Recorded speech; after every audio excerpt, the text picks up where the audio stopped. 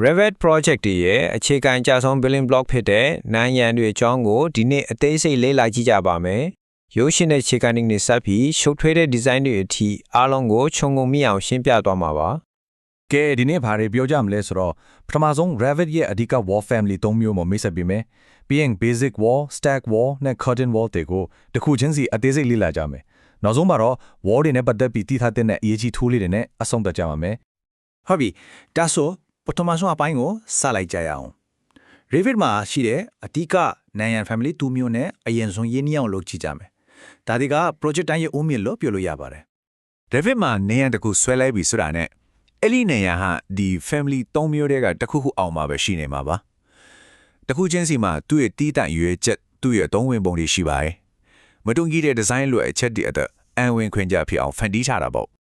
ဒီ wall family တွေကတစ်ခုနဲ့တစ်ခုဘယ်လိုဆက်ပြီးတိုးတက်ပြောင်းလဲသွားလဲဆိုတာကတော်တော်စိတ်ဝင်စားဖို့ကောင်းပါတယ်။ရိုးရိုးရှင်းရှင်းအခြေခံနံရံနဲ့အလွာတွေပေါ်တဲ့နံရံပြီးတော့မှအသေးစိတ်စိတ်ကြိုက်ပြင်ဆင်နိုင်တဲ့မြန်မျက်နှာစာအထိအစင်းစင်ရှုပ်ထွေးသောပုံကိုရှင်းရှင်းလင်းလင်းမြင်နိုင်ပါတယ်။ကဲပထမဆုံးမျိုးစားကိုအသေးစိတ်လေ့လာကြည့်အောင်။ဒါကတော့ Revit မှာအတော့အများဆုံး fit the basic wall ပါပဲ။ဒီ basic wall က Revit ညံရဲ့အထူးအကြောရုပ်ပါပဲ။အထင်မှအခန်းကန်တာနေစားလို့ရှုပ်ထွေးတဲ့အဖင်ပတ်ညံနေဆွဲတဲ့အထိနေရာတကာမှာသူ့ကိုပဲအထူးသုံးကြရတာပါ။ basic wire တခုဆွဲတော့မယ်ဆိုရင်တတိထားရမယ့်အရေးကြီးဆုံးအချက်ကသူ့ရဲ့ location line ပါပဲ။ဒီ setting လေးတစ်ခုကနေရာကိုဘယ်နေရာမှာအခြေခံပြီးဆွဲမလဲဆိုတာကိုဆုံးဖြတ်ပေးတယ်။နောက်ပိုင်းမှာနေရာအမျိုးအစားကိုပြောင်းလိုက်ရင်တောင်ဒီနေရာမလွဲသွားအောင်ထိန်းချုပ်ပေးတဲ့အဓိကကြရဲ့အချက်ပါ။ဒါဘာလို့အရေးကြီးလဲဆိုတာရှင်းပြပါမယ်။ဥပမာ wall center line ကိုသုံးပြီးဆွဲလိုက်တယ်ဆိုပါစို့နောက်ပိုင်းနေရာရဲ့အပြင်လွှာအထူကိုပြောင်းလိုက်တာနဲ့နေရာတစ်ခုလုံးနေရာရွေးထွားနိုင်တယ်။ဒါပေမဲ့ core face ကိုဒါသုံးခဲ့မယ်ဆိုရင်အပြင်ဘက်ကချောတဲ့အလွှာကြီးဘယ်လောက်ပဲပြောင်း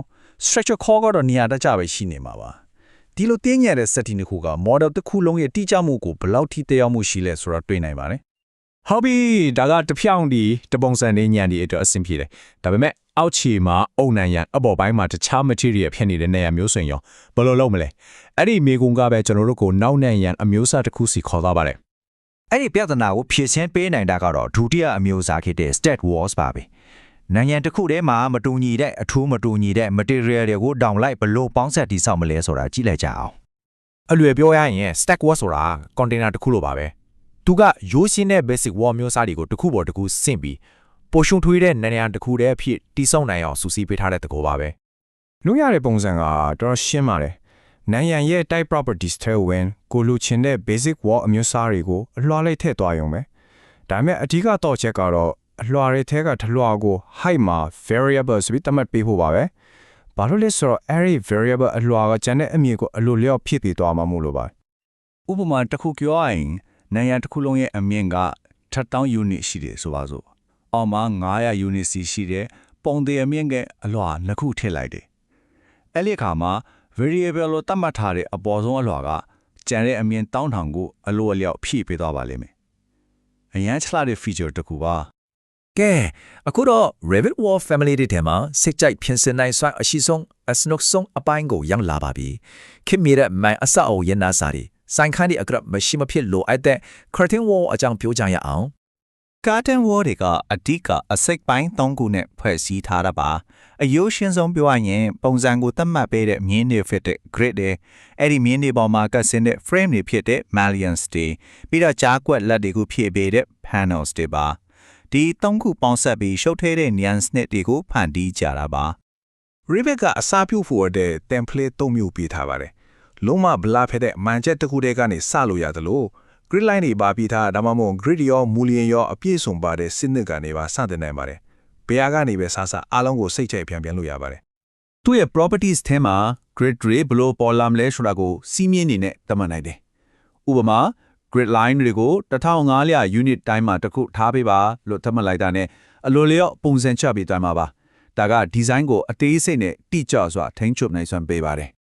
်ဒီနေရာမှာခေါင်းကိုက်တက်တာစင်မဲ့အကြံပေးချက်တစ်ခုရှိတယ်ရှုပ်ထွေးနေတဲ့ curtain wall မှာ panel တိတိလေးတစ်ခုဒါမှမဟုတ် mullion တစ်ခုတည်းကိုရွေးချင်တဲ့အခါ tab key ကိုသုံးပါကိုလိုချင်တဲ့အစိပ်ပိုင်းပေါ်ရောက်တဲ့အထိ tab ကိုဆက်တိုက်နှိမ်တွားရုံပဲဒါကတကယ်ကိုအချင်းကုန်တက်တာစင်နီလန်တစ်ခုပါ curtain wall တွေဘယ်လောက် flexible ဖြစ်လဲဆိုတာဒီမှာကြည့်နိုင်ပါတယ်မန်နန်ရန်ကြားထဲမှာတကားတစ်ချက်ထည့်ရင်ဆိုရင်လွယ်လွယ်လေးပါကိုလိုချင်တဲ့ door frame တွေကိုအရင်လို့ ပြီးရင်အစားထိုးချင်တဲ့ panel ကိုခုနကပြောတဲ့ tab key ထုံးကြည့်၍နောက်ဆုံး properties ထဲမှာအဲ့ panel ကို default ပြောင်းလိုက်ရုံပါပဲဒါက panel တွေကစနစ်တစ်ခုလုံးအတွက်မှာလွဲကူစွာအပြန်လန်လဲလှယ်နိုင်လဲဆိုတာကိုပြနေတာပါ ကောင်းပါပြီနောက်ဆုံးအနေနဲ့နိုင်ငံအနေနဲ့ဆက်ဆက်ပြီးသုံးတဲ့အရေးကြီး tool နှစ်ခုကိုကြည့်လိုက်ကြအောင်ဒါတွေကတော့ sweeps နဲ့ foundations ပါဒါတွေက wall family အတစ်တွေတော့မဟုတ်ပါဘူးဒါပေမဲ့ဖွဲ့စည်းတည်ဆောက်မှုဆိုင်ရာ foundation တွေနဲ့ baseball corners လိုမျိုးဘီတုခအသေးစိတ်တွေကိုထည့်သွင်းဖို့အတွက်အရာအစွမ်းထက်တဲ့ features တွေပါ foundation wall ရဲ့ကောင်းတဲ့အချက်ကတော့ပုံမှန်အားဖြင့်သူတို့ဟာတတ်မှတ်ထားတဲ့ level အောက်ကိုအလော်လျောက်ရောက်သွားတာပါပဲများသောအားဖြင့် base offset ကို -4000 unit မှာကြိုတင်သတ်မှတ်ပေးထားလို့မြေအညီထက်အောက်မှာနေရာကျရှိနေစေပါတယ်ဆိုတော့အားလုံးကိုပြန်ချုပ်ခဲ့ရတဲ့အဓိကမှတ်ထားမှာကဘာလဲအလုပ်အချင်းတွေပေါ်မူတည်ပြီးမှန်ကန်တဲ့ wall family ကိုရွေးတတ်ဖို့ basic wall ဆိုရင် location line ကိုအမြဲကလေးစိုက်ဖို့ downlight PC တွေမတွေ့ရင် step wall ကိုတုံးဖို့ပြီးတော့ curtain wall ရဲ့ grade mullion panel စနစ်ကိုကျွမ်းကျင်ဖို့ပါပဲအရေးကြီးဆုံးကတော့ tab key ကိုမမေ့ဖို့ပါပဲဒီ tool တွေကိုကျွမ်းကျင်သွားပြီဆိုရင်တော့ပြည်သူကဒီဇိုင်းအတွက်ဖြစ်နိုင်ခြေအသစ်တွေအများကြီးပွင့်သွားပါပြီအခုဒီအခြေခံတွေကိုနားလည်သွားပြီဆိုတော့တကယ့်မေကွန်ကနောက်တစ်ဆက်ငိမ့်နဲ့ဘယ်လိုမျိုးရှုပ်ထွေးပြီးလှပရဲ့မျက်နှာစာဒီဇိုင်းကိုဖန်တီးချင်ပါလဲ